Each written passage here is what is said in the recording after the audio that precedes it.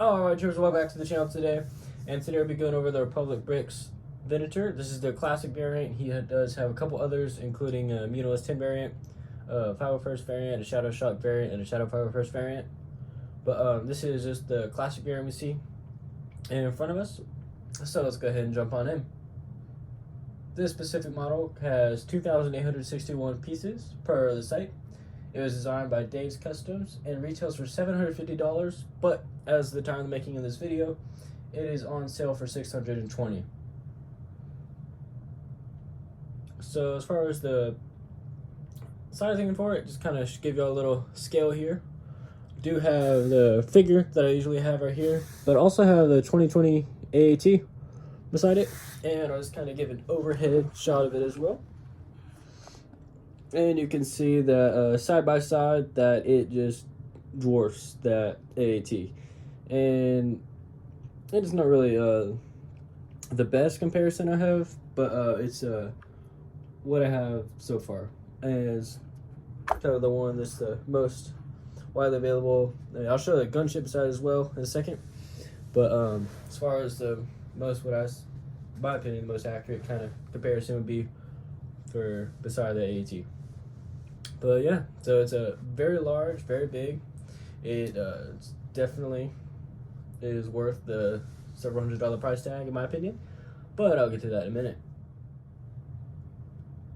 As far as the piece review, was pretty good overall.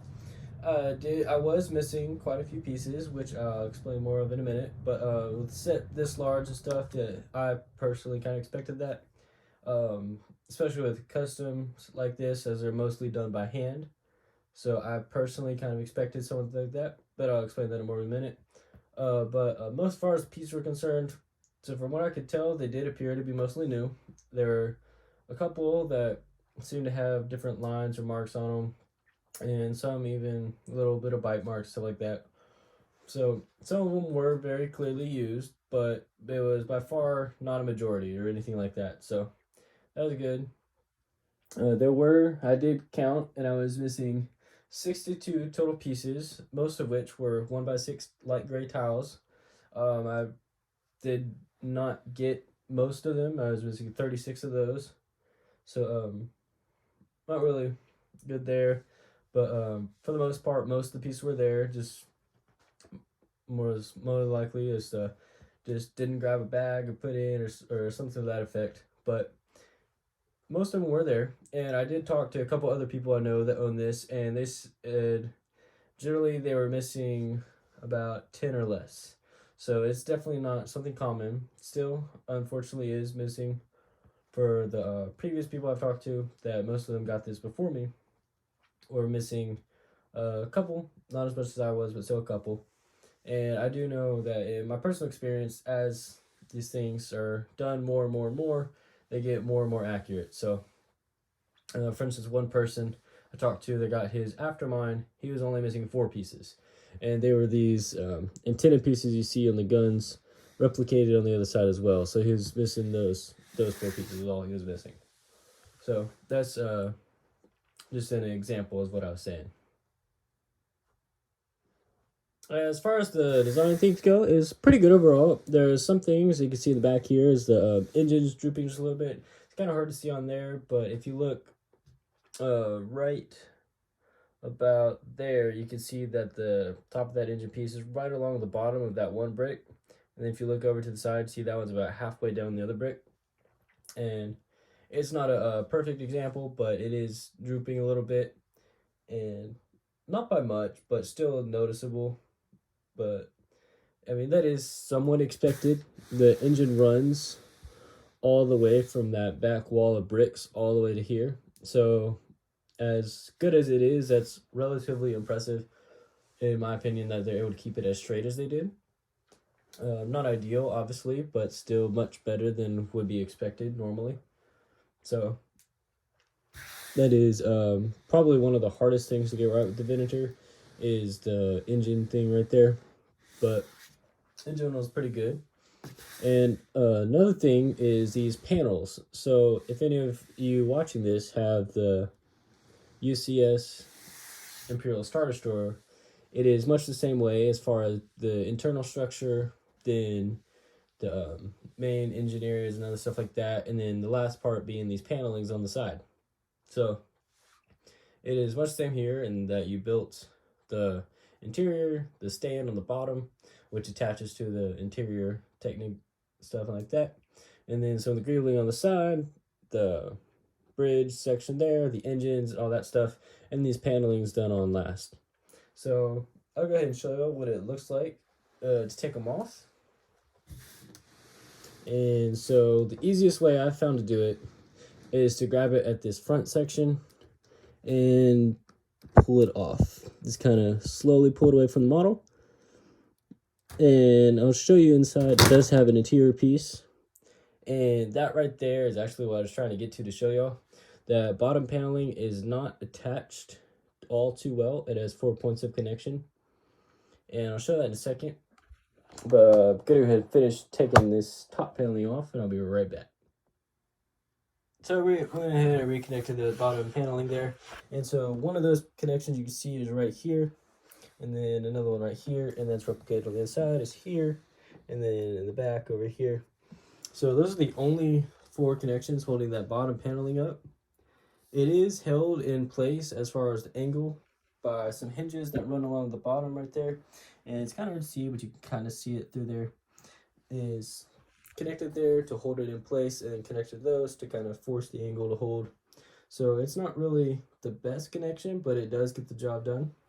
And something similar with these top panelings, I went ahead and just laid them out here. You have these 3 different clips on each side, and they just connect underneath this part here. You see them, the red clips right there. One here, one down here, and then another one up here. And that's the only thing holding those panels on.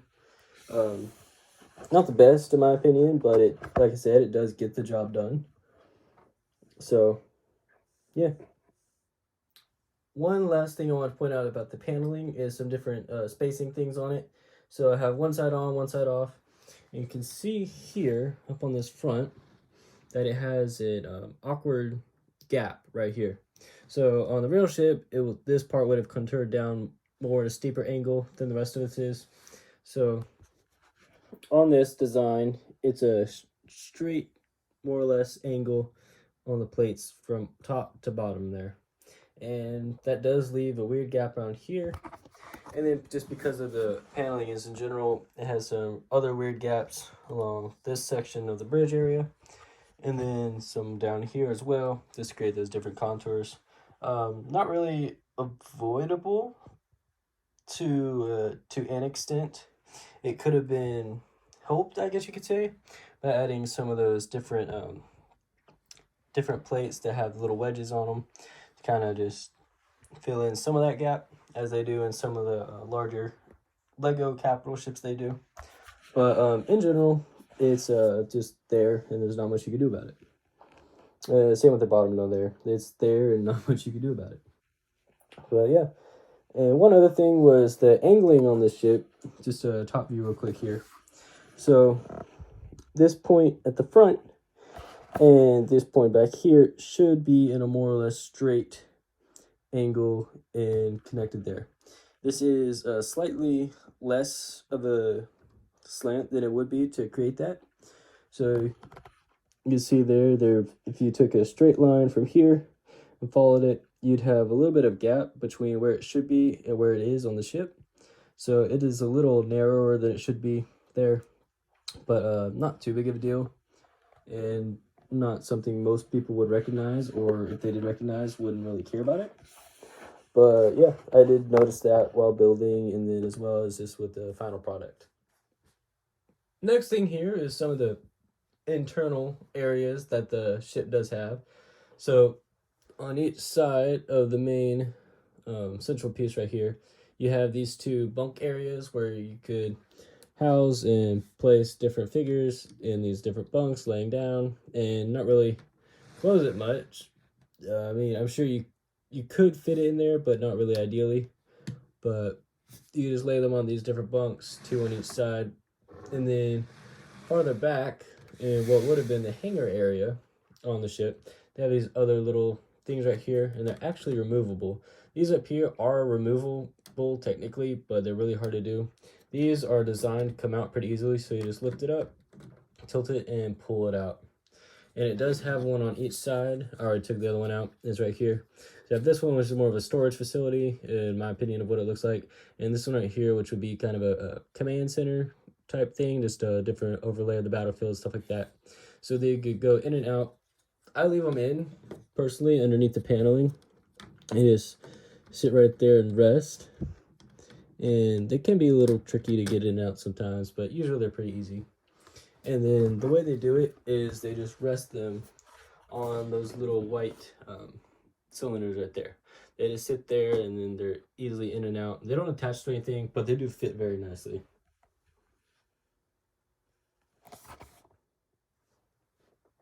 And although this is a display piece at heart, it will and does inevitably have some play features on it.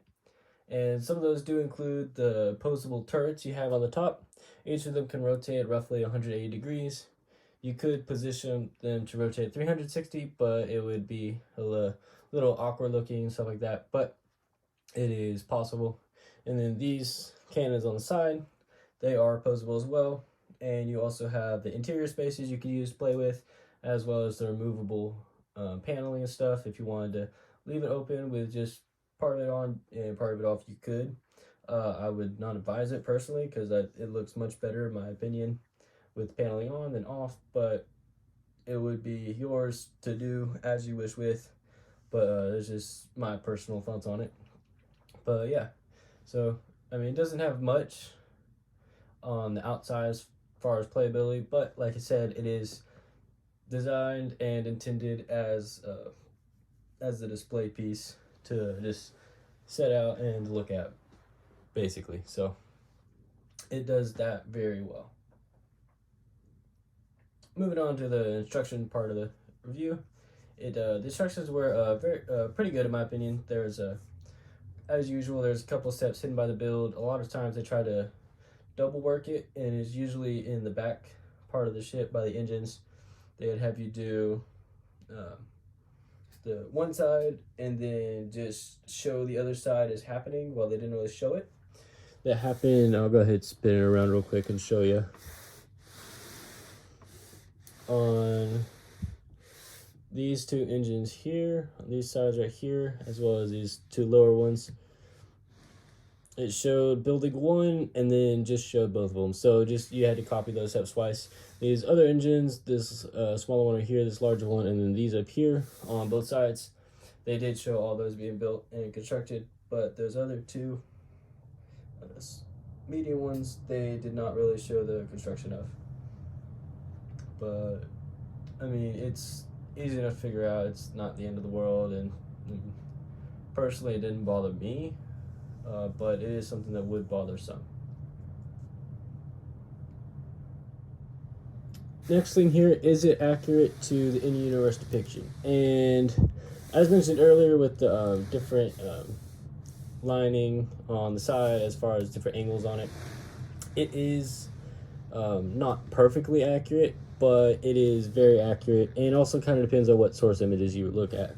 So for instance, on the biggest difference on the source images I saw was based on this cannon on the front.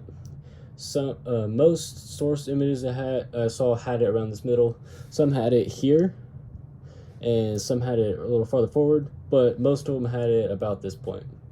So there will be slight differentiations, partly in opinion, but mostly depending on which source you're looking at, and that is true for a lot of Star Wars vehicles. But in general, it does pretty good. It does the part that I was most impressed by was the orientation of the slopes on the bridge area. So they're done very well, and this piece right here is actually bricks built sideways and then locked in position here for that slope there. So it's done pretty well. Even the bridge itself up here is done pretty well in my opinion. It is nicely centered on against each side there. Now there's some in-universe stuff where My personal opinion, doesn't make sense to have two bridges. Maybe one's just a backup that isn't really staffed or whatnot. But anyways, it does depict that very well as per the in-universe stuff. So that was pretty good. And then, like I mentioned previously, the engines were done very well. And just the general shaping of the ship was done pretty good. Most of the coloring and stuff was done very well. And also, kind of coloring stuff kind of depends on what you're looking for. But this is the open circle fleet symbol. It is a very specific unit in the Navy of the Republic, but it does replicate that pretty well. All right. One of the last things I'm going to talk about here, as usual, is it in minifig scale? So, just summing up real quick. No, it is not. It is not even close. For example, this is a minifigure. You should be able to fit several side by side in this, which would be the bridge. And as you can see here, it's roughly the size of his helmet. So, no, it is not minifig scale. So, let's go ahead and break down the numbers real quick. So, there's a couple different lengths of it that I've seen on different sites and stuff. But on average, it's about 3,750 feet long. And that would make the minifig scale equivalent at a 1 to 40 scale to be 1,127.7 inches, or roughly 94 feet long. Which the model is nowhere close, coming in at only 29 inches. So, not even 2.5 feet, just barely below that. Whereas the minifig scale would be 94. So you're about 91.5 feet short there. So it would be nice to get a minifig scale version of this, although it would be very long, very big, very expensive, and take forever to build and construct. There's been a couple that I've seen. I think the largest one I've seen was about 6 feet long. So a little bit over twice as long as this, with much bigger dimensions and stuff like that. But so this is not anywhere near, nor is it meant to be a minifig scale ship. So it is not that. If that is something you would require for something like this, then I hope you have millions of dollars and all the free time in the world, because it's about the only way you'd be able to get anything like that. But this is a very good set. And that's the last thing here that I really going to talk about, is if I would recommend it to somebody. And yes, I would very much recommend this set to anybody that's interested in a Venator of any sort, of any time, for any reason. As long as you are willing to put $750 towards it. Now, when I got it, it was on sale for $500, but is currently only on sale for $620, and normal retail is $750. So you can get a pretty good sale on it if you wait, if you look for it. Right now, $620 is one of the better deals I've seen recently. He was doing $500 a while back to get rid of his then inventory, so I'm not sure if, when, or how he would bring back a $500 sale, which is the cheapest I've seen it for. I also used a little bit of my credit that I had to the site, just based on some other stuff, but is definitely one I would suggest you get if you like the Venator, if you like the Republic, if you like LEGO, stuff like that, which, if you're watching this video, I'd assume you do. So if you have the money, if you have the space, if you're able to, I would definitely suggest getting this. It is a beautiful ship in person. And yeah. And that's going to wrap it up for today, guys. So if you liked the video, don't forget to like, comment, and share it with your friends. If you're new, go ahead and hit that subscribe button. And I will see you all next Wednesday.